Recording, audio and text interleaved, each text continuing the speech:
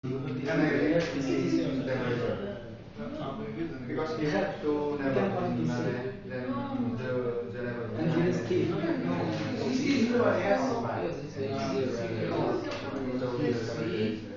Then you would actually no, it's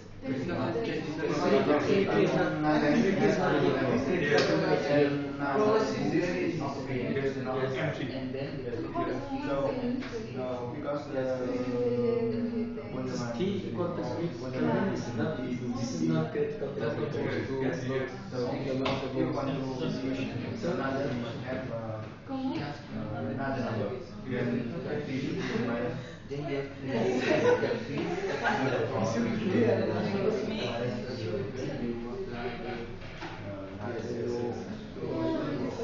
we should find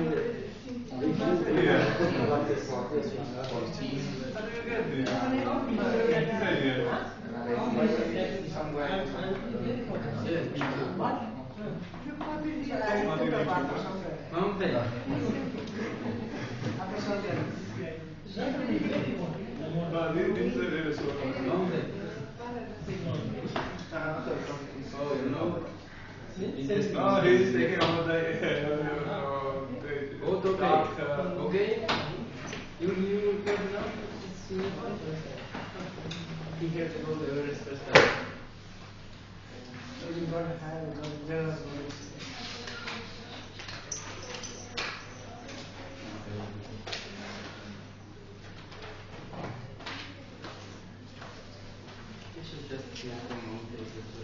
Okay.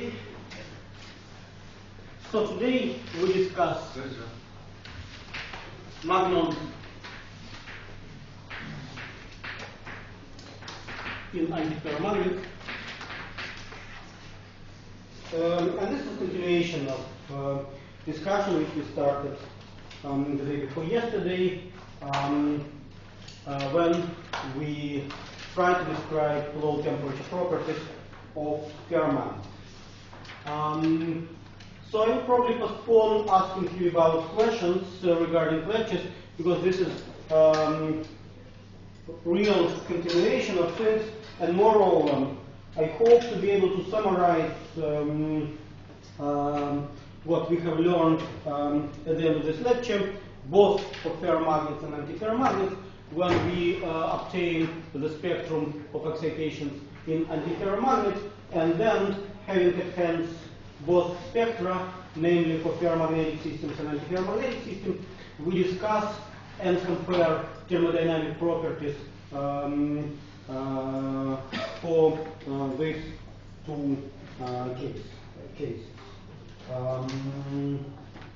Okay, so what we are doing today is described by the Hamiltonian, our usual for few days Hamiltonian, sum over nm, I nm, s n sm, where I assumed that the exchange integrals are negative.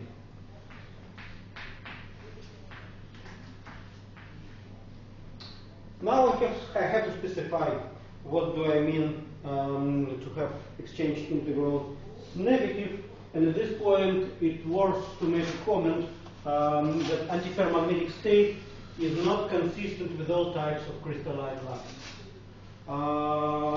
And it's not consistent with all types of say interaction. You need to constrain it very much in order to see that the order we are going to discuss is in fact corresponding to the order in the system. Let me give you a few examples.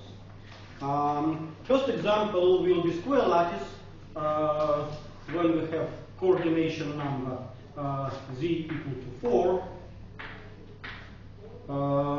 So suppose I have this spin, and I'm saying that the interaction between nearest neighbors is negative. So first example, A is N, M are nearest neighbors.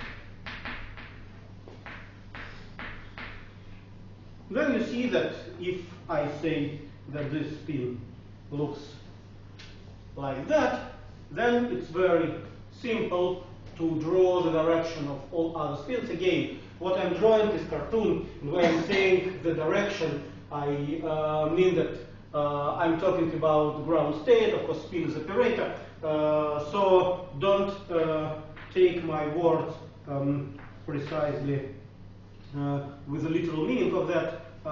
So I want to align neighboring spin such a way that it minimizes the energy. Therefore, the scalar product has to be maximum and negative, since the sign in front of the Hamiltonian is positive. Minus and the exchange integral is negative. So you see, that for nearest neighbors, it's okay. I can satisfy this condition if I continue now few more lattice spaces. So this one, then again look that direction, this one looks that direction, this one looks this direction, that, and so on and so forth. So you see, if you look at like chain, so the alignment is antiferromagnetic in all directions. Negative, positive, negative, positive, negative, positive, positive, negative, positive, and so on and so forth. So whenever I look at the ground state constructed this way, I'm not in trouble because I can satisfy this condition pretty good. However, if in example B, I include the same negative sign of interaction beyond nearest neighbors, say N, N, N, and I, N, M is also negative, then you see I'm in little trouble, because on one hand, these two spins want to be aligned parallel since they are talking to each other through the middle spin. So middle spin is directed in the down direction, so these two guys want to look up. However, if this next to nearest neighbors interaction is taken into account, and it is negative, then there is a tendency to turn this spin down, because these two spins also want to be antiparallel. So I have kind of frustration, and this is not good. Then the competition between next nearest and next to next nearest interaction occurs. Then it becomes more and more complicated, and one has to solve more difficult problems. Therefore, what we will be going to do today, in order to avoid this kind of problem, will be related to interaction of next neighbors. Let me do another step. Let me consider not square lattice, but for example triangular lattice.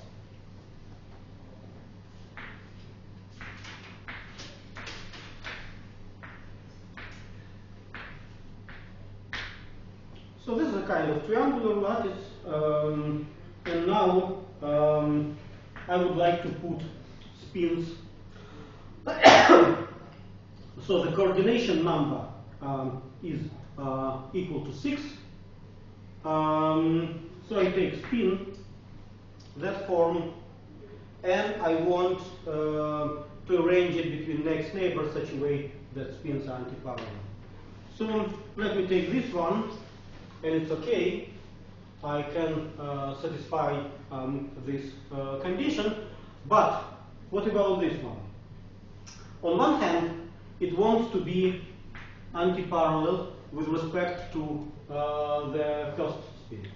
On the other hand, these two guys are also nearest neighbors, and they want to be antiparallel too. So for this particular spin in the lattice, I have something where I cannot actually make a choice. People call it frustration. So the system is frustrated in the sense that direction of this spin is subject of a compromise, and this compromise is a difficult task. The message we can learn from this exercise is that the antiferromagnetic state is not consistent with triangular lattice. I will have the same kind of frustration problem here. For example, I need to put it anti-parallel with this one, but then it will be parallel with this in this link, and so on and so forth. So for triangular lattice, it's impossible to construct the nail state, the staggered phase, just because it is inconsistent with the symmetry of crystalline lattice. Unlike ferromagnet, by the way, for ferromagnet we didn't have the same problem, because if I want all spins to look up, I can easily do it. Nobody prevents me to do that. The same if I say that all coupling constants, all exchange intervals are positive, then of course they will remain positive and not interfere with the long-range order and not create any frustration in the system. Okay, so we will not consider crystalline lattices inconsistent with the antiferromagnetic state. And we will not consider any frustration coming from the interaction between next to nearest lattice. Okay, but what we have to take into account is the existence of two sublattices, A and B. So this is A, this is A, this is B, this is B, this is A, and this is B. Again, this is B, this is A, and this is B. So you see that there is one simple cubic lattice embedded into another simple cubic lattice. So this one is also B, and so on and so forth. So we need to take into account that two sublattices do exist in the problem. But on the other hand, we would like to proceed with the same kind of semi-classical treatment, namely, I will assume that spin, the quantum number which characterizes the state in each lattice side, is larger, much larger than 1. So the logic of what I'm going to do is as follows. Taking into account existence of two sublattices, I will write the Hamiltonian in terms of two types of bosons. Before doing that, I need, as I have done it for ferromagnets, separate the Hamiltonian into parts. One is related to interaction of spin in a direction parallel to magnetization axis, and another part, the second part of the Hamiltonian, characterizes the interaction of spin in a direction perpendicular to magnetization axis. So I have a question about this inconsistency of the crystal system and ferromagnetic state. But this is only if we impose that the spin can take on two values. If we let the spin spin. Good question. Maybe you know it somehow, maybe you guessed it, maybe you, I told you part of this story. Already the resolution of this paradox is to write spins like that. Therefore now I have to write it this way, and again that way too. So this would be ground state which resolves, does it? Should be, which resolves this paradox, because each angle, no, sorry, No, it will not be that simple. I have to satisfy all constraints. So for this one, first of all, for this triangle, I have to put it that way. Otherwise, it looks, then it will probably be that way.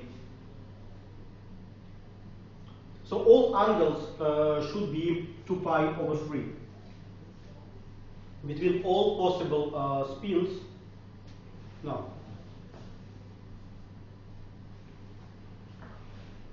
This probably be that. Yeah. So construction of a ground state for this kind of triangular lattice is a tricky problem. One needs to optimize all triangles such a way that the angle between all possible spins is a maximum, which is a 2 pi over 3. But this is clearly not a nail state. A nail state is defined by choosing 2 projections, up and down.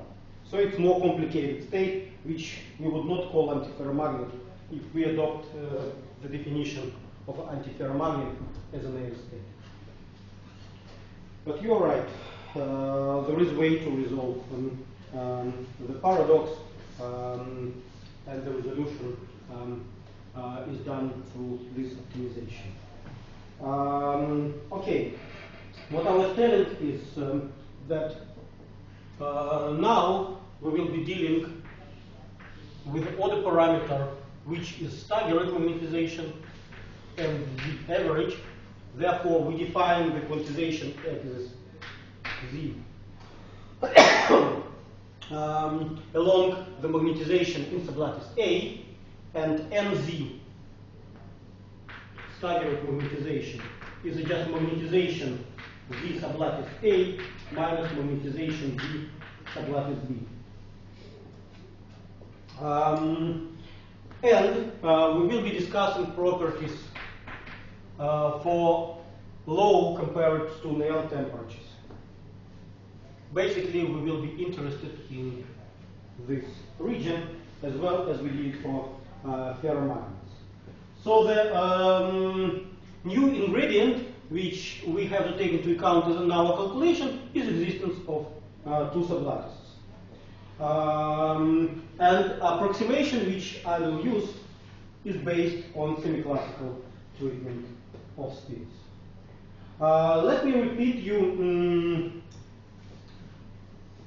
the approximations which we used in dealing with quantum ferromagnet and description of magnets.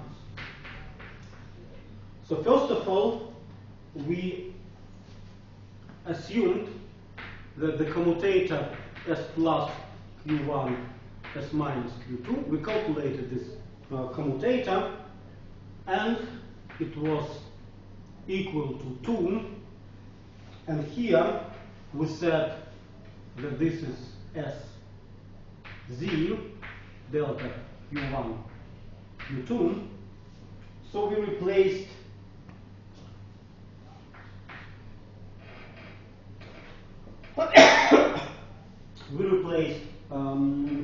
the operator by its eigenvalue at maximum projection, and we also said that temperatures are sufficiently low in order to disregard difference between mean value of the magnetization in Z direction and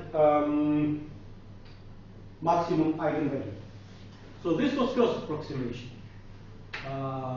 In the second approximation, we expressed operator SZ on the side n in terms of square root over S squared minus 2S over n, and here it was a sum over Q1, Q2, A dagger Q2, A Q1, e to the power I Q1 minus Q2 Rn. Well, where these operators A come from? Using approximation written in the first line, we identified and we introduced new bosonic operators such a way that SQ plus is equal to square over 2S AQ, and SQ minus is equal to square over 2S AQ prime.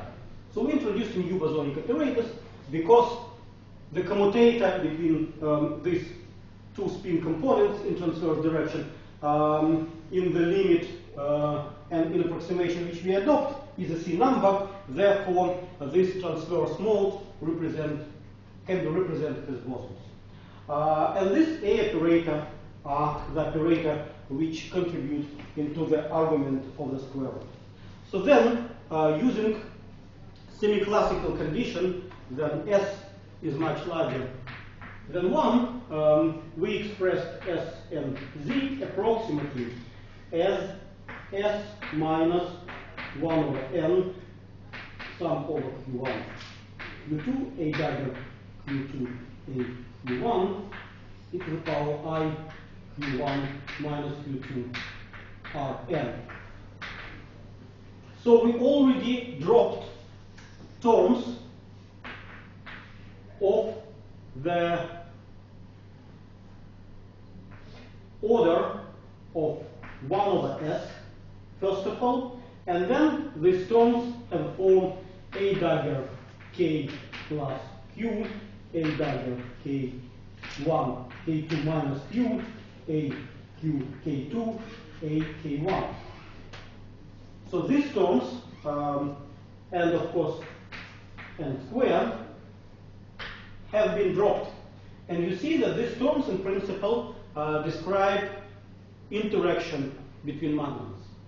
So our model at the end of the day was model of non-interacting magnons because we excluded possibility for magnons to interact, saying that S is a big number and this term is smaller compared to this one, as well as this is smaller compared to that one. So we have controllable perturbation theory.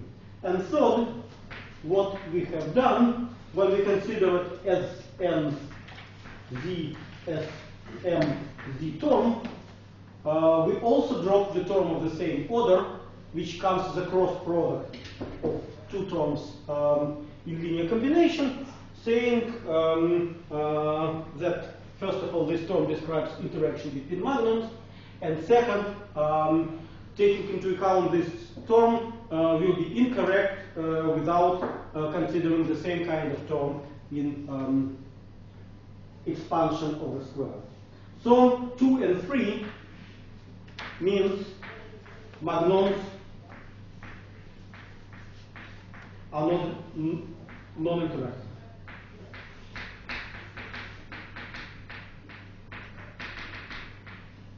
Of course, one can take into account this interaction in more refined theory and see that quasi-particles, and we are talking about quasi-particles, are well defined only if the damping associated with interaction of quasi-particle is smaller compared to the energy of quasi-particles. And I'm not going to show you the theory. For magnons and ferromagnets, it's actually true because one can show that inverse lifetime of quasi-particle, which characterizes damping, scales as a higher power of Q. So the energy of quasi-particles Q, as we have found, is lambda 2 square, while the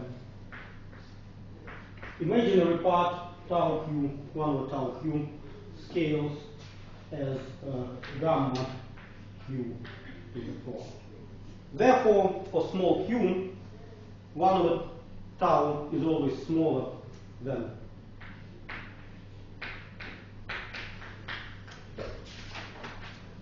the dispersion, and therefore quasi-particles are well defined. However, inclusion of the terms dropped here and there will give you consistent way to define the quasi-particle lifetime. Sorry, where does the third part come from? Third part, we have interaction in longitudinal direction. So h longitudinal is equal to this times minus I and m. And when we plug it in this form of operator S expressed in terms of bosonic operator, and we have a product of two operators, we took into account the product of this term coming from M to the same term coming from M. It gave us S squared and contributed to the ground state energy. We took into account cross term when terms of the order of S is multiplied by the linear in bosonic density terms, and it gave us quadratic term S times A dagger A. But what we dropped is term corresponding to the product of this term coming from the side N to the same term coming from the side M, which has the same structure A dagger, AA. So this term was dropped due to precisely the same reason. Since it has smallness, 1 over S compared to the terms which have been taken into account. And second, because, as I said, rigorous treatment of this term, in principle, at the end of the calculation, gives us non-contradicting to our assumption statement that the lifetime, which is actually described by this term, is in fact smaller compared to the spectrum due to higher power of dependence of the wave vector. The same in the Bose gas. You remember, actually what I'm going to do today is very much similar to treatment of Bose gas, and you remember that in Bose gas we neglected all terms associated with the scattering of particles being out of condensate on each other, saying that the small parameter in that case is a gas parameter, small density of the particle, weak interaction. However, this kind of interaction in the Bose gas leads to a finite lifetime of quasi-particles, which is sound, but the same way this lifetime contained high power of the wave vector. So for spectrum we had a linear dependence, and I told you that the lifetime is proportional to the fifth power of momentum. So we were on the safe side saying that the lifetime is much longer compared to any characteristic time, and therefore quasi-particles are well-defined quantities. So the same kind of approximations will be used in the treatment of antiferromagnets. And I will not introduce any new conditions or any new approximations in addition to what is already listed there. But let's proceed. The first step is to write down that H is equal to H parallel plus H perpendicular, where H parallel is nothing but minus sum over N, M, I, N, M, S, N, V, S, N, V, and perpendicular is minus sum over N, M, I, N, M, 1/2. Here I will put 1/2 because I cannot change, I cannot do the same trick which I did in the ferromagnet. Namely, I cannot renumerate spins saying that I call N M and other way around because N and M spins belong to different sublattices. So this term cannot be transferred to this one anymore, since, as I said, N belongs to sublattice A and M belongs to sublattice B. What I can do is, of course, to introduce the boson AN which will describe me the behavior of transverse modes in a sublattice A, and another boson, I will call it Bn, which is doing the same for sublattice B. And this is what I will do now. Okay, let's start with longitudinal term, probably. Condition that I and m is negative means that I and m is equal to minus modulus of I and m. So therefore, let me write the term m modulus I and m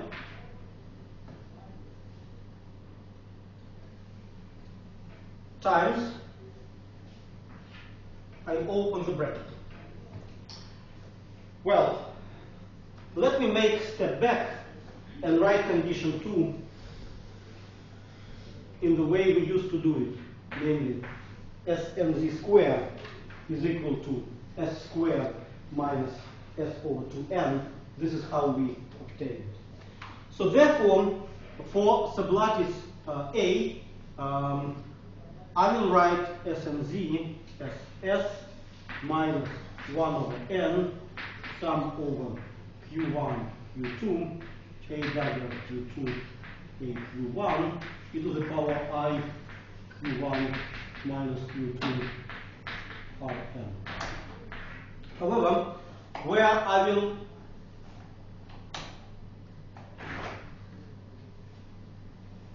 take a square root, this is how I took a square root with a positive number, but when I take a square root in principle, I have to write a plus minus here. Now I establish the previous notation, and the only difference which comes out of my little exercise is that I remind you that I forgot to write plus minus in front of the square root.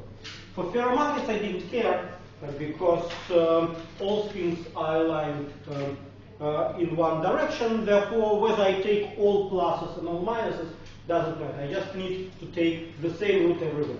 For antiferromagnets, it does matter, because we know that this what is the spin on sublattice A, which is, according to our mutual agreement, is up. But this bracket will describe what's going on sublattice B. And here we just need to take a square root with opposite sign. So I will write it minus s plus 1 over n sum over q3, q4, b dagger q4, b q3, e to the power I q3 minus q4 r n.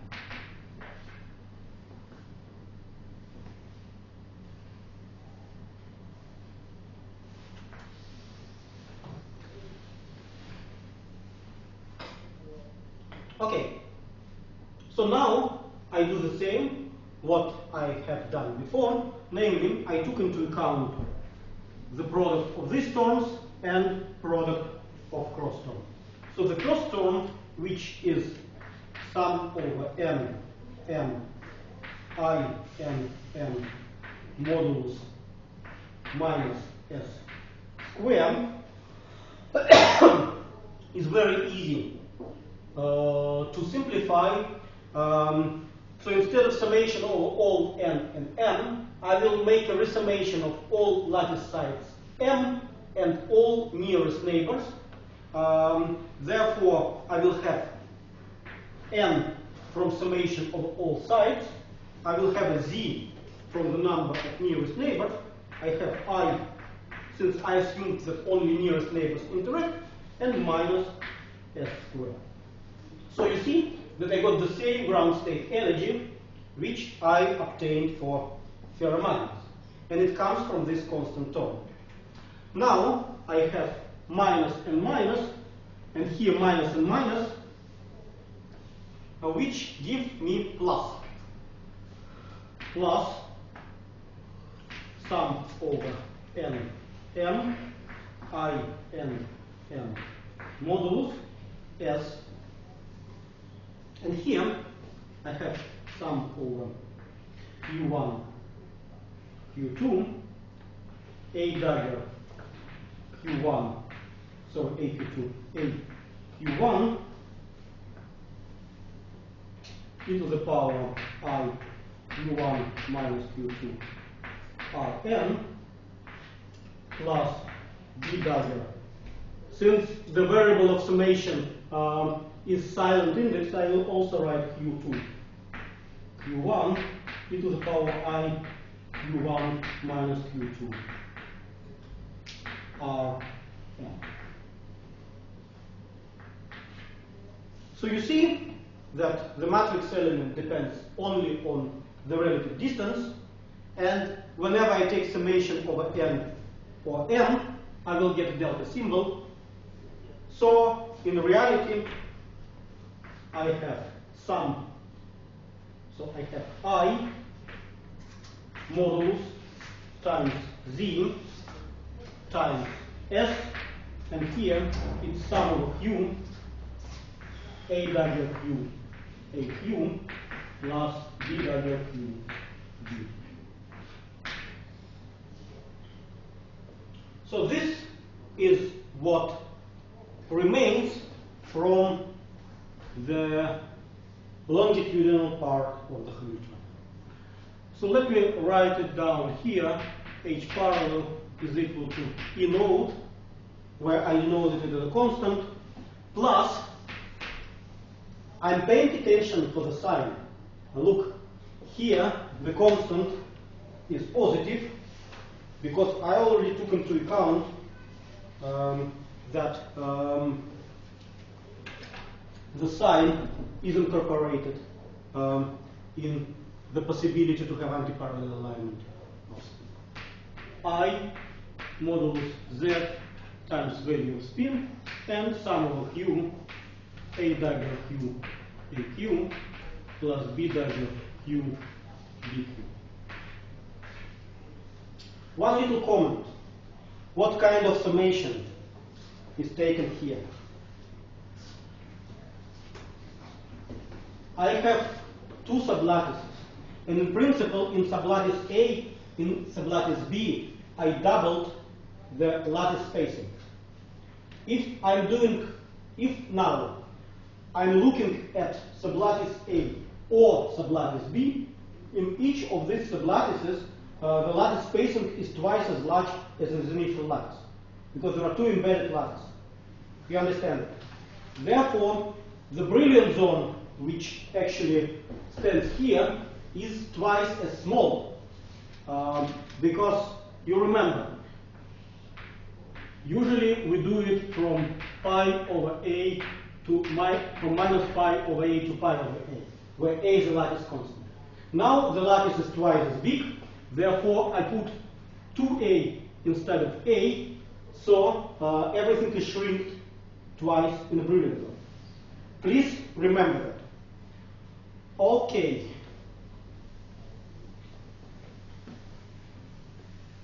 So the longitudinal part was simple, but transverse one will be even simpler. Okay, let's look at transverse part. H perpendicular is equal to plus sum over n m I n m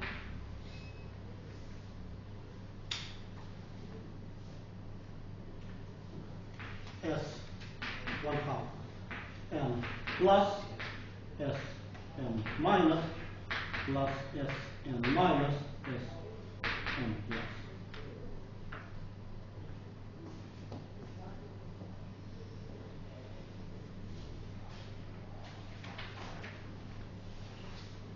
Yeah, is it formula complete? Actually, it is not. As I said, I have to assure myself that the coupling constant changes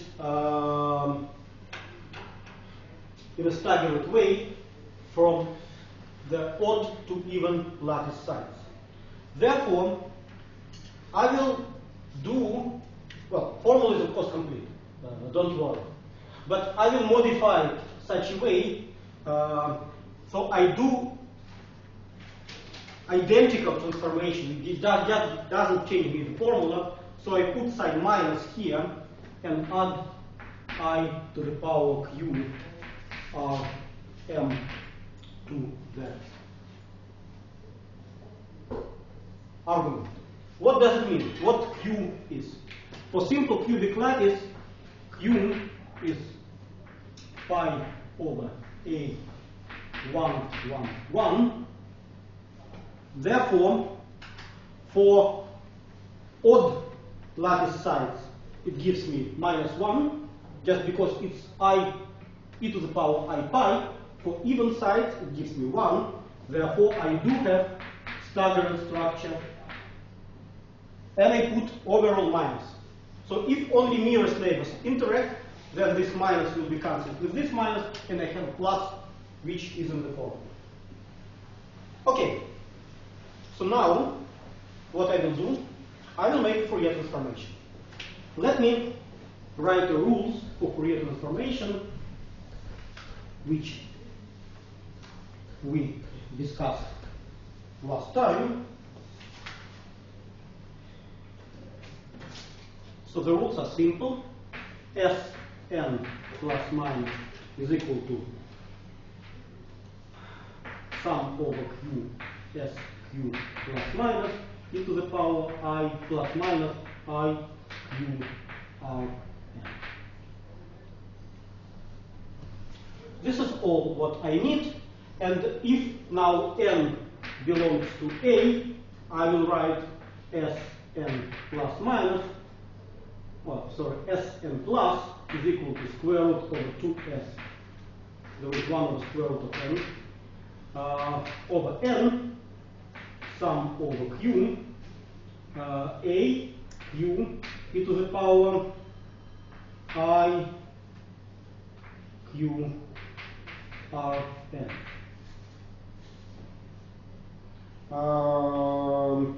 Yeah, Sn minus is equal to square root over 2s over n, sum over q, a divided q, e to the power minus I q r n. If m belongs to B, Sn plus is equal to square root over 2s over n, sum over q, b q e to the power I q r m, and Sn minus is equal to square root over 2s over n, sum over q, b q dagger e to the power minus I q r n. That's all. So now we are back to this formula, which I will be working with S for the moment. So this is minus sum over n I n m modulus 1/2 sum over q1 q2 s q1 dagger s q2 minus e to the power I q1 r n minus I q2 r n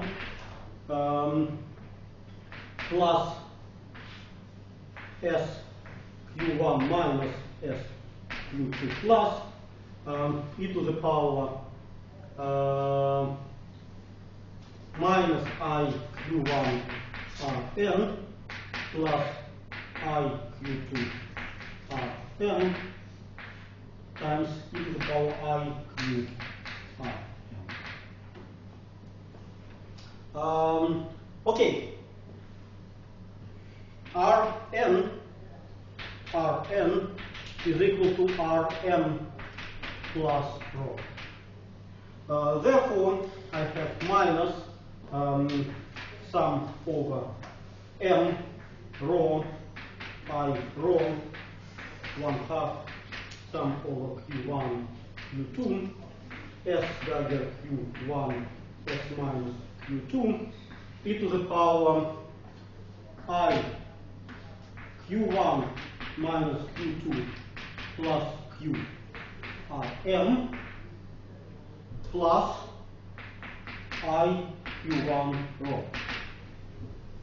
I include also this Q, which stands in front of the bracket, plus S minus Q1 S plus Q2 e to the power minus I minus Q1 plus Q2 plus Q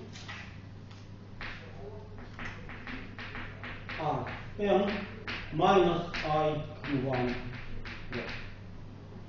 So now I can take summation over M. This is minus sum over rho, I rho, times 1/2 sum over Q. So here Q2 is equal to Q1 minus Q, S dagger Q, S Q plus Q minus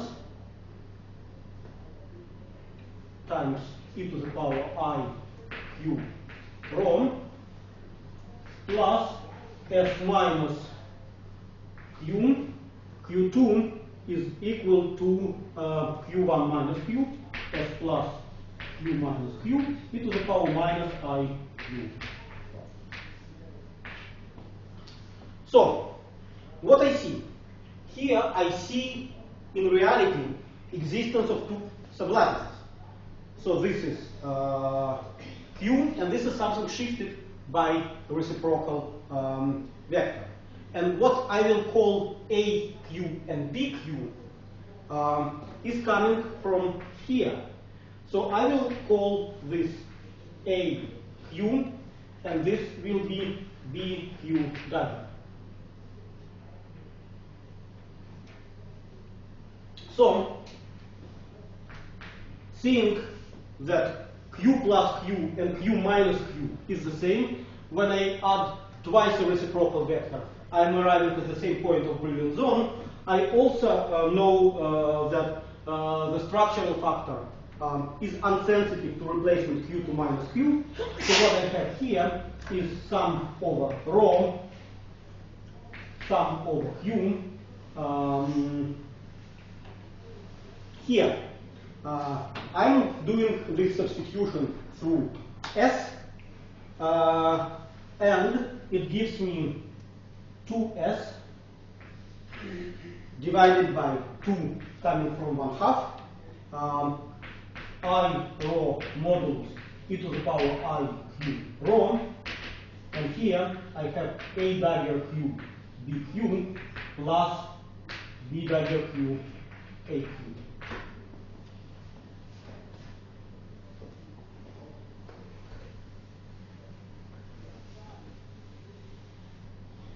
And the sign is minus, because I have minus in front of everything.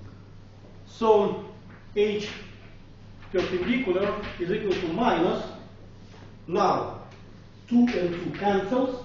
Instead of I will put modulus I, Z, S, and here I will write sum over Q, phi Q, A dagger Q, BQ, plus B dagger Q, AQ, where phi Q is equal to 1 over Z, sum over rho, e to the power I Q rho.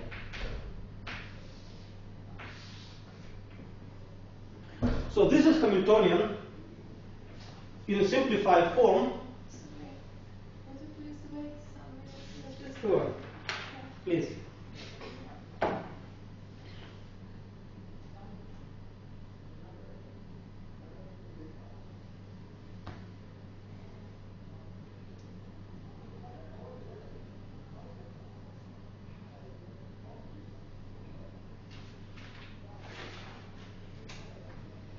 Of course, when you can do calculations, you can immediately start from the definition of bosons in the coordinate space. And then, when you calculate integrals of that sort, you take into account that they belong to two different sublattices. Therefore, such kind of integral or summation of exponent gives you not a delta function of Q1 and Q2. They belong to two different sublattices, but Q1 and Q2 are different by reciprocal vector. So it doesn't matter how you do Fourier transform.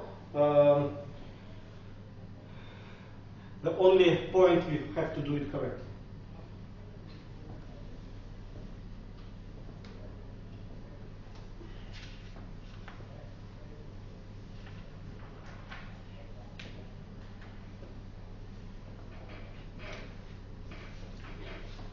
So I recall you that for ferromagnets, A was equal to B.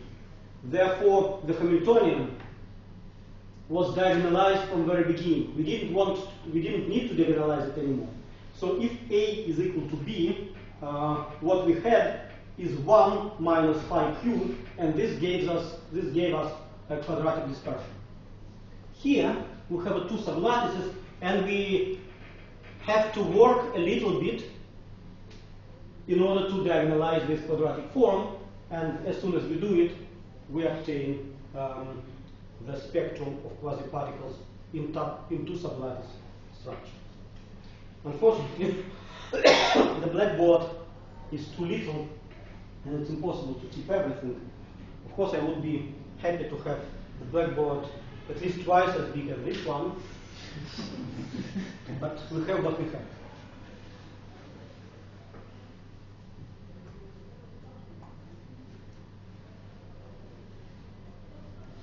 Okay? Yes. Good. You see, now we have very short expressions, and we use our beloved Bogoliubov transformation in order to bring quadratic form to the diagonal result.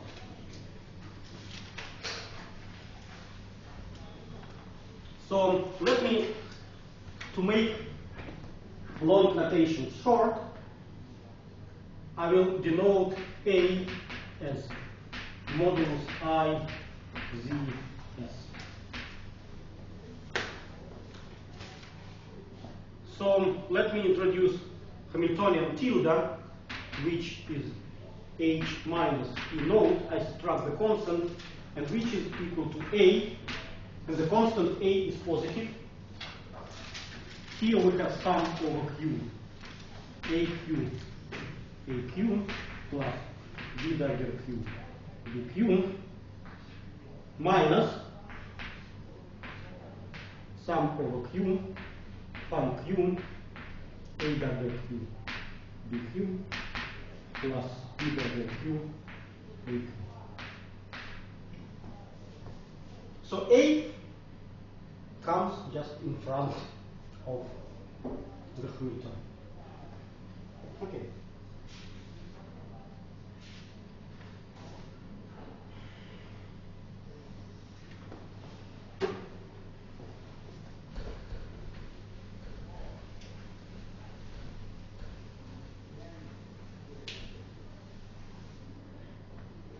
So I would like to introduce new variables, alpha and beta, connected with old one through the transformation AQ BQ. This is my old variable, is equal to U minus V minus VU alpha Q beta Q. Okay? In principle, all U and V also depend on Q, but as usual, I will request that all U and V are real.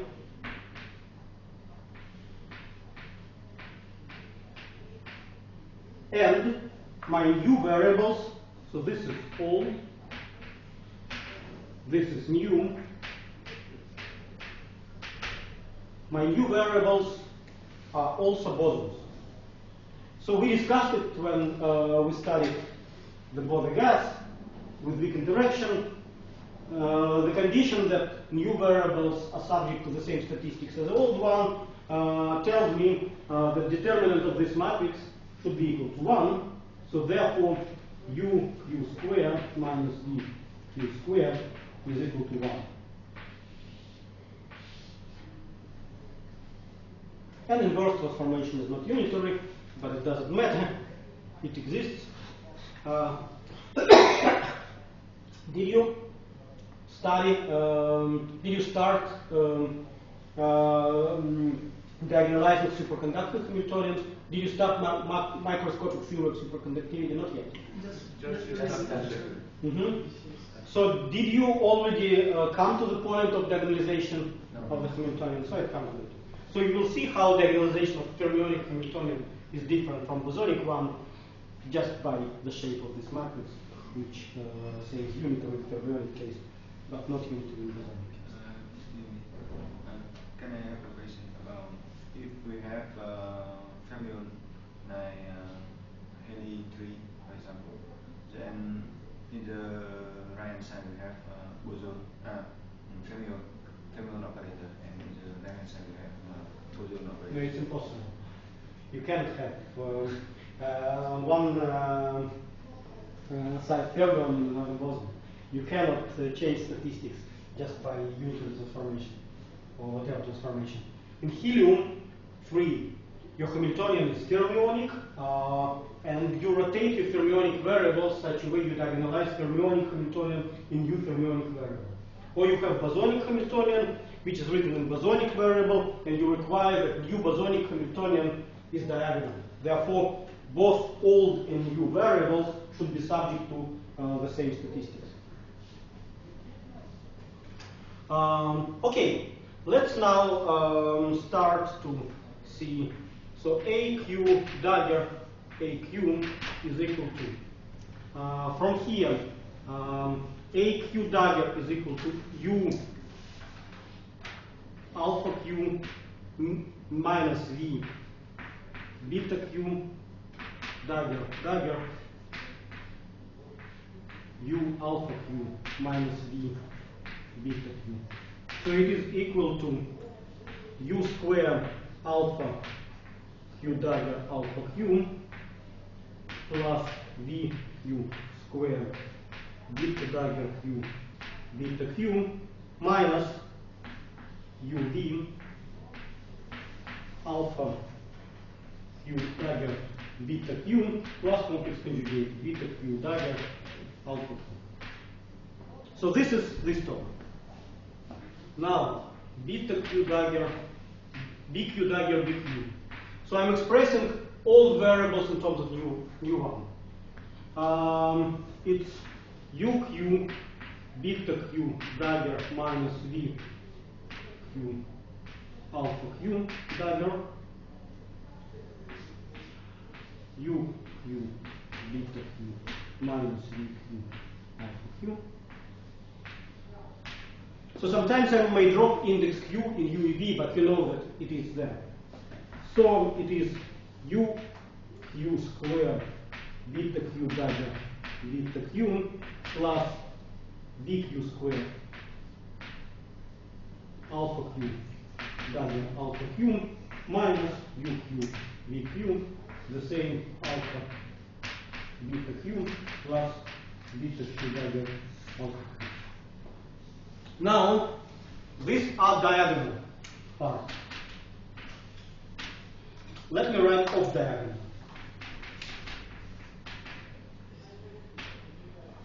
Alpha Q RQ BQ is equal to UQ alpha Q dagger minus VQ beta Q dagger times UQ beta Q minus VQ alpha Q. So it is equal to minus UV alpha Q dagger alpha Q plus beta Q dagger beta Q